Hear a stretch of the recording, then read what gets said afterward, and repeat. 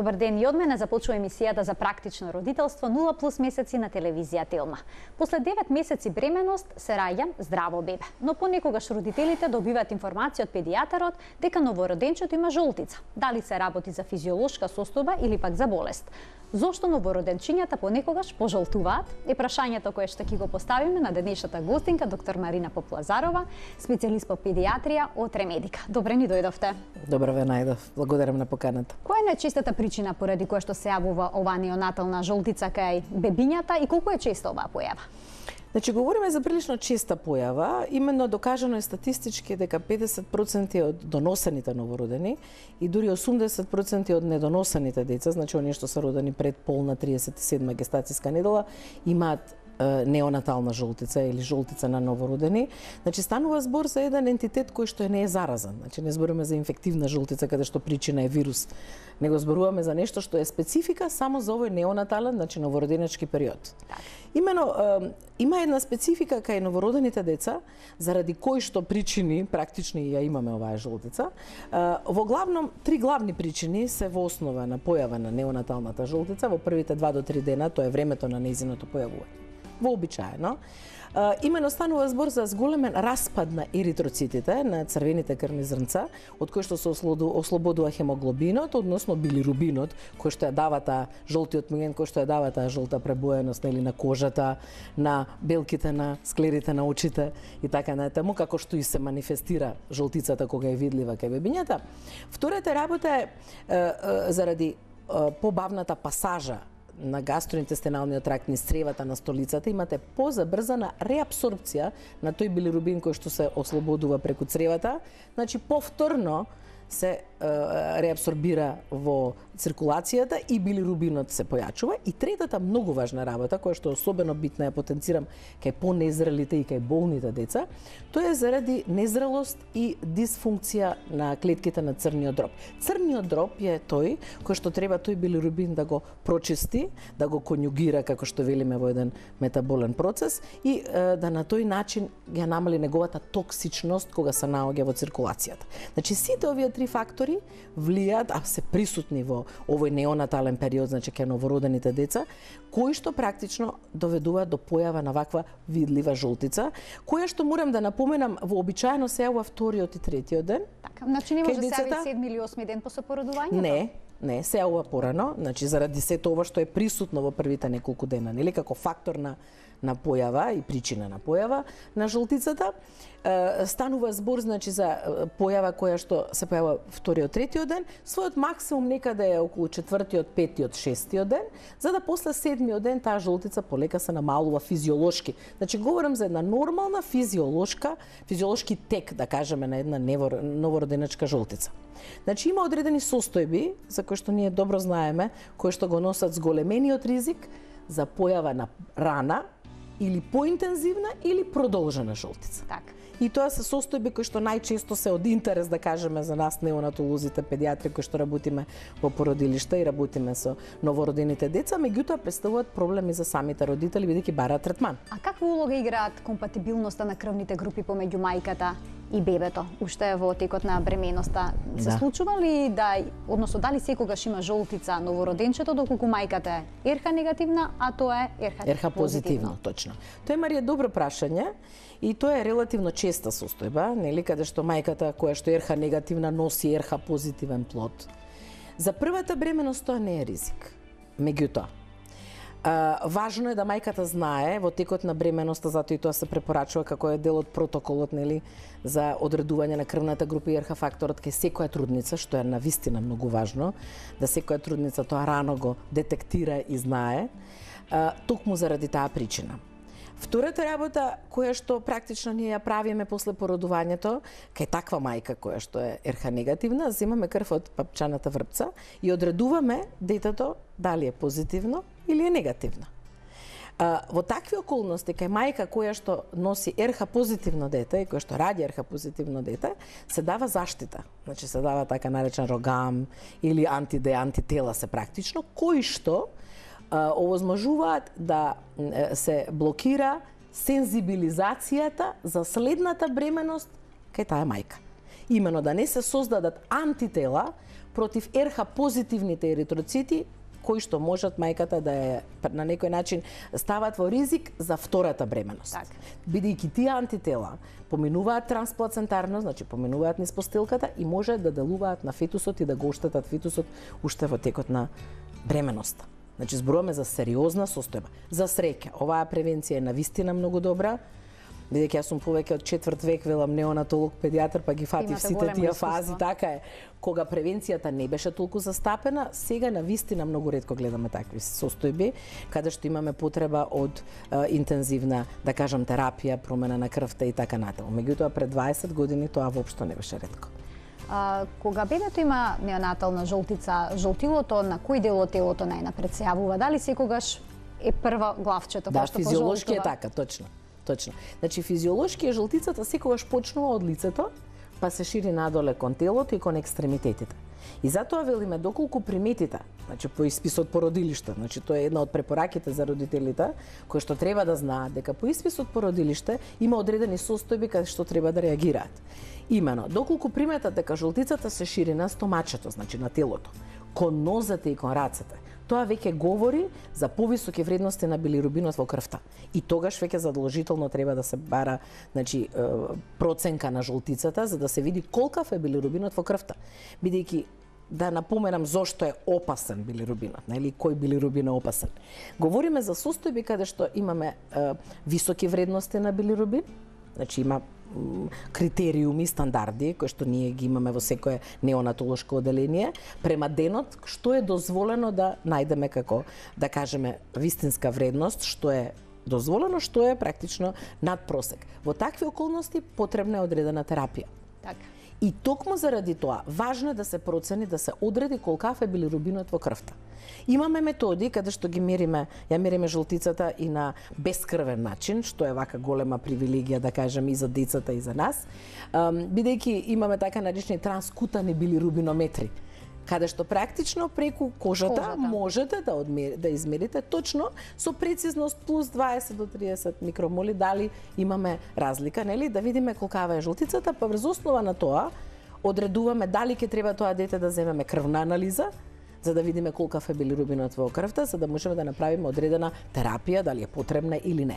Опасноста од билирубинот е, бидејќи тој има афинитет кон базалните ганглии на мозокот и таму се депонира, доколку зборувам за високи вредности, и може да направи оштетување на мозочето на детето. Токму заради тоа, значи сите ние сме навистина многу внимателни во тој прв период, нели, после породувањето на детето, во третманот и во мониторирањето, во следењето на жолтицата. Пред да преминеме на тоа како се лекува, јас имам уште неколку прашања кои што се поврзани пак со лактацијската жолтица, но исто така да ги потсетам и гледачите дека би можеле да се вклучат во денешниот разговор со нивни прашања на телефонскиот број на телевизија Телма 3076 677, значи како што можете да видите, денешната тема е жолтица кај бебињата. Се случува бебињата кои што цицаат да имаат физиолошка жолтица, се нарекува лактацијска жолтица. Да, или жолтица на доени деца, така е. Зошто се јавува оваа жолтица? Која е причината? Значи, причината за оваа жолтица на доени деца, како што се нарекува, или лактацијска, како што рековте, жолтица е хормоните кои што детето ги прима преку млекото на мајката. Значи, имате деца кои што навистина многу цицаат, многу се расположени да цицаат, мајката е навистина со добра млечност и со добра лактација и на тој начин им дава зголемена количина хормони преку млекото, кои што па хормони го блокираат процесот на прочистување на билирубин на ниво на црниот дроб. И оваа жолтица се карактеризира со продолжени вредности на билирубинот, односно продолжена жолтица, трае од прилика некаде 3 до 4 недели. Меѓутоа, добивате дете, кое што кога ќе го мерите, пораснало првиот месец или првите 3 до 4 недели кило и 500 грама, е одлично, витално, прекрасно цица, значи говорам за едно здраво дете. Значи не зборуваме за една патолошка состојба. Треба да се следи и на тој начин да видиме што е причината. Најчесто таа спонтано поминува сама од себе, меѓутоа и треба време. А треба ли да се прекине доењето? Тоа беше порано став. Да. кој што се практикуваше за да се докаже на индиректен начин дека мајчиното млеко е тоа кое што уствари ја прави таа продолжена жолтица, па се правеа такви паузи, да кажеме, од неколку дена, па детето се ставаше на формула, мајката се измозува, сето тоа веќе не се прави. Значи говориме само за едно поинтензивно мониторирање. Не е опасна оваа жолтица по здравјето на детето? Апсолутно не е опасна. Значи зборуваме за една физиолошка појава, кај деца кои што многу напредуваат, многу цицаат и се на мајчино млеко. Имаме гледач на линија, да го вклучиме со прашање. Добар ден, повелете. Добар ден. Добар ден. Поздрав до докторката. Вака имам прашање, значи ние ќе правиме сега 2 месеци.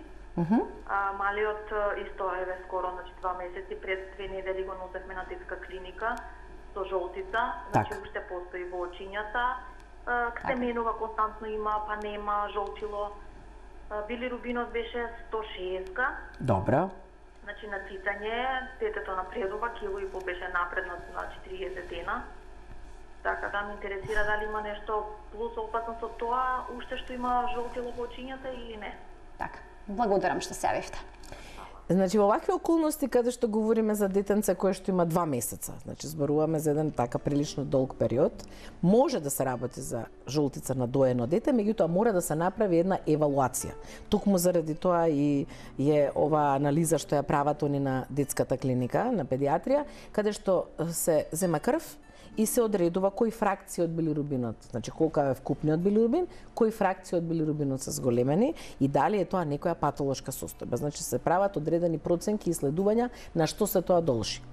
Така да во такви околности со 160 билирубин, да кажем, ако се фракциите добри, ако е детето добре, чувте и сами 1500 грама детето, значи расте месечно, значи тоа припаѓа во рангот на пролонгирани жолтици, меѓутоа треба да се направи проценка и евалуација како што они ја прават. А се случува ли физиолошката жолтица да премине во патолошка?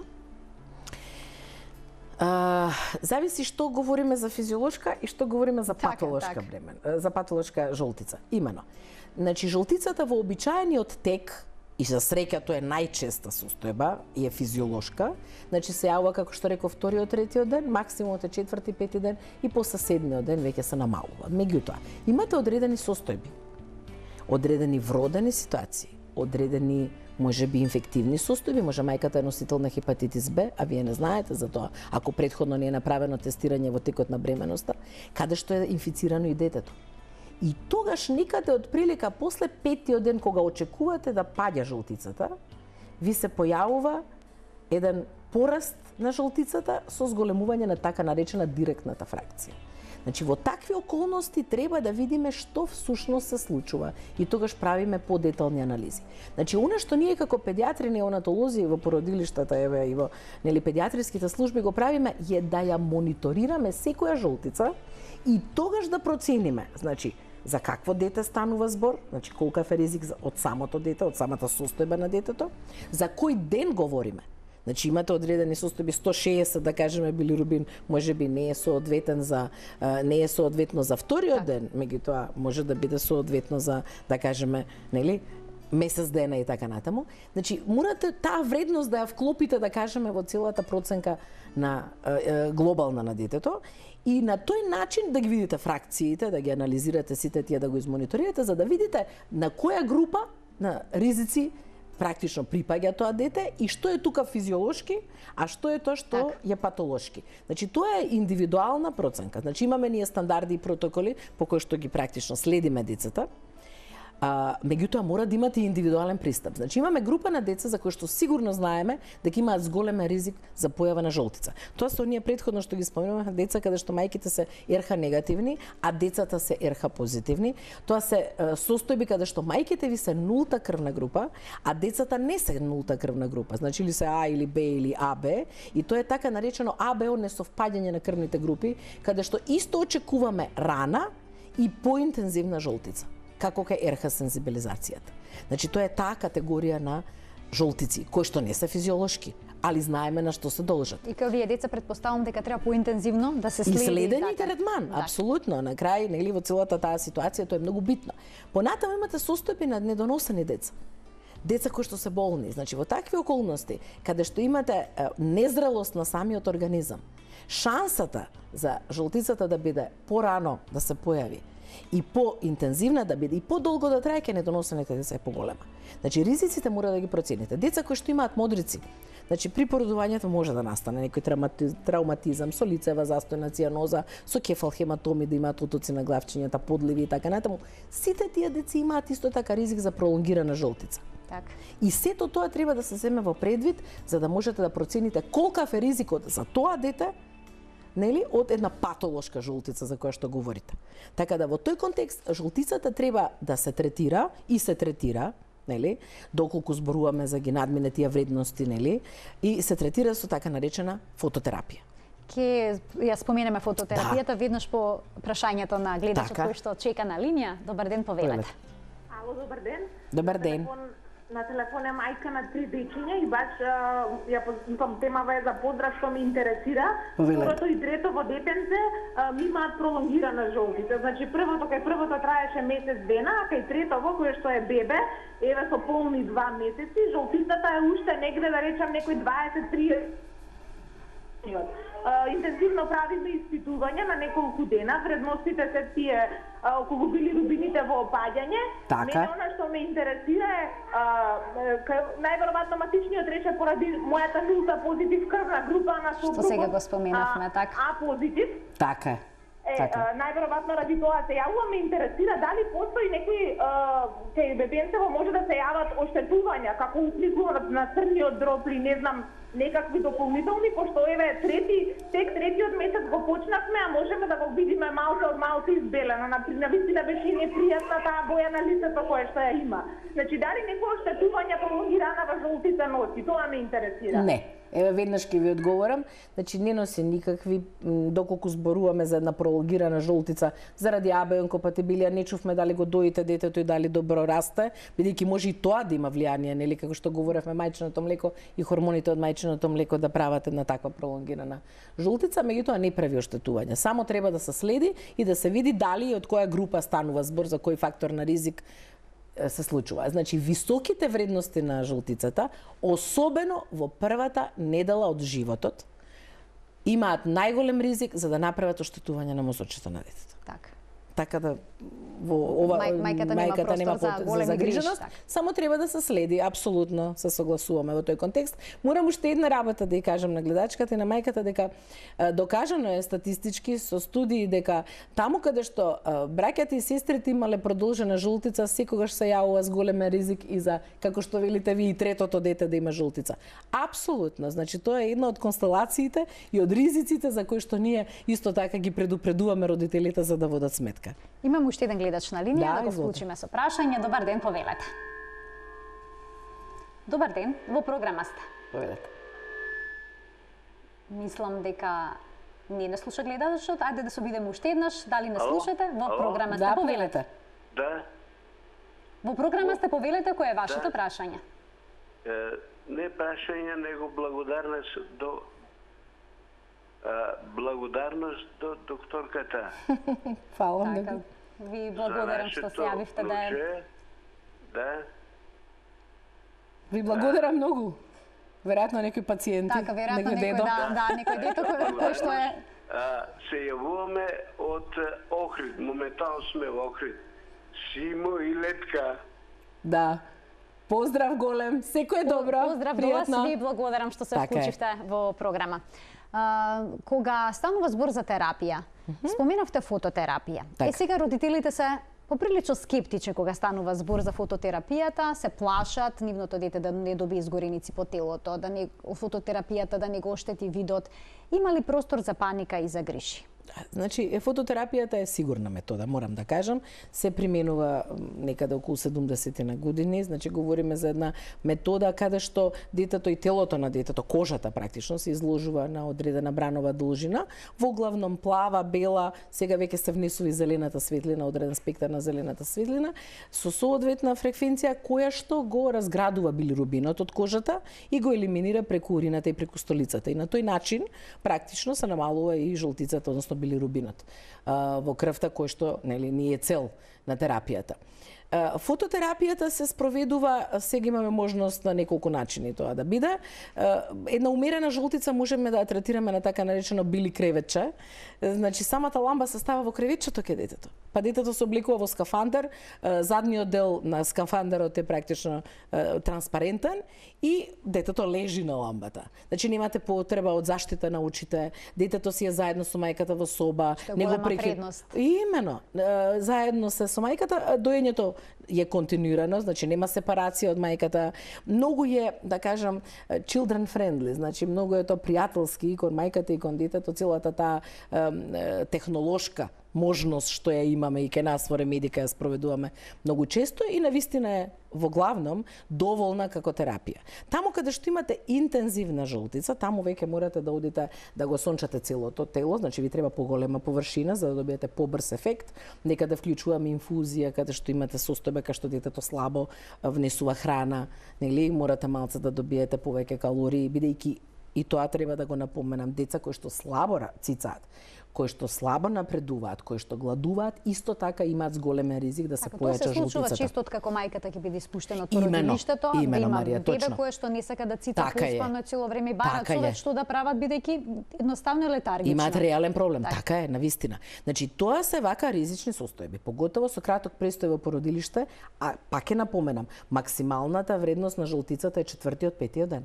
Значи тоа е период кога може да се случи мајката и бебето да бидат дома, лактацијата да се уште не е добро воспоставена, имате дете, поготово кај недоносените деца, тоа е проблем. Дете кое што нема доволно снажен рефлекс за цицање, кое што спие, ќе се нацица можеби 5 минути, па после тоа спие, што не е доволно, паѓа во тежина. Значи, сите тие елементи може да направат таа жолтица да биде појачана и детето дополнително да е поспано и од жолтицата и онда влегувате во еден затворен круг кој што навистина треба да се побара лекарска помош во такви околности и тоа им советуваме на родителите. Доколку примета дека жолтицата се интензивира, дека имате едно дете кое што е поспано и не цица, значи навистина треба да се види да се процени колкава е жолтицата и да се интервенира, да се детето хидрира, да се даде повеќе храна и на тој начин да се разреши таа состојба, ако треба да се постави и на фототерапија, нели дали ќе биде со хидрација која што ќе оди преку уста или ќе внесеме инфузија, зависи од состојбата нели на детето и од вредностите на билирубинот. Значи тоа е еден интегрален пристап, меѓутоа навистина е важно. Затоа говорам за првата недела.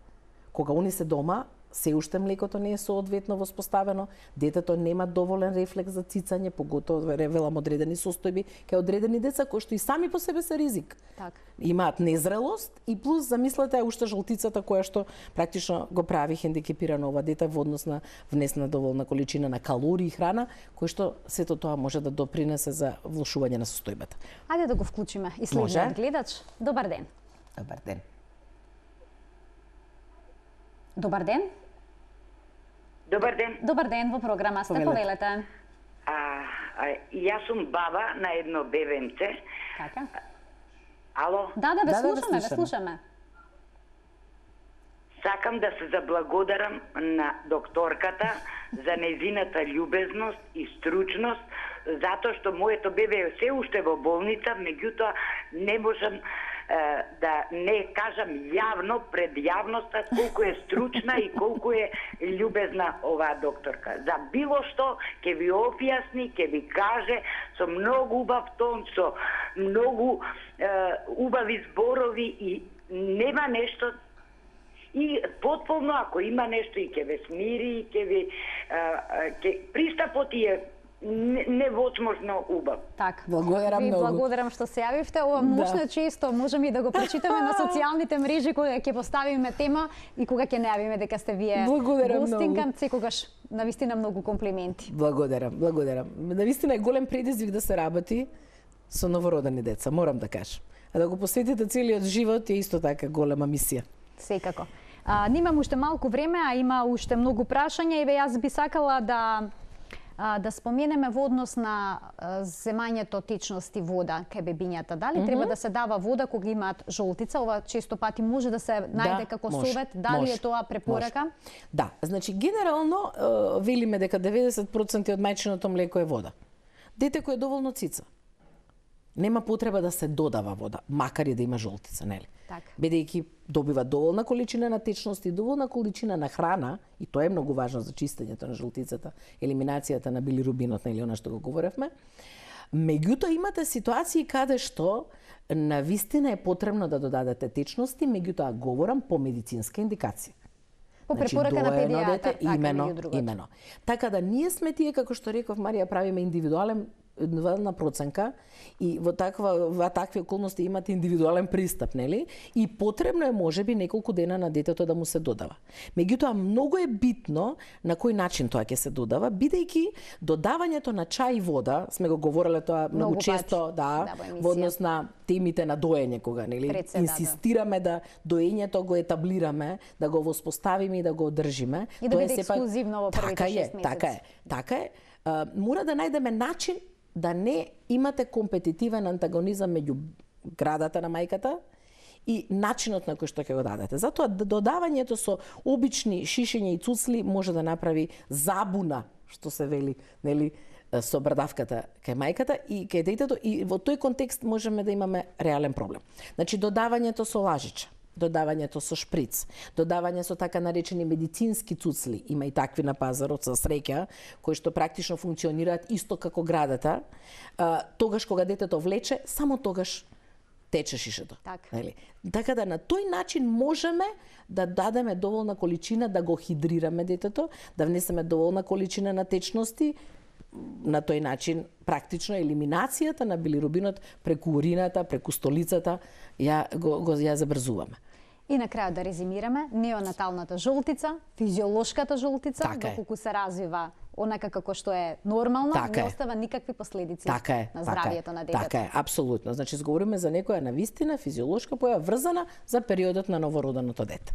Ви благодарам што бевте дел од Новоен Плюс, секогаш е пријатно во ваше друштво. Благодарам на секогаш се прекрасни емисиите со вас, ве очекувам повторно да бидете наша гостинка. Благодарам, со задоволство. Тука го заокружуваме денешното издание посветено на жолтицата кај бебињата. Се гледаме повторно секој работен ден од 12 до 12:30 во рамки на утринската на Телма. Пријатно.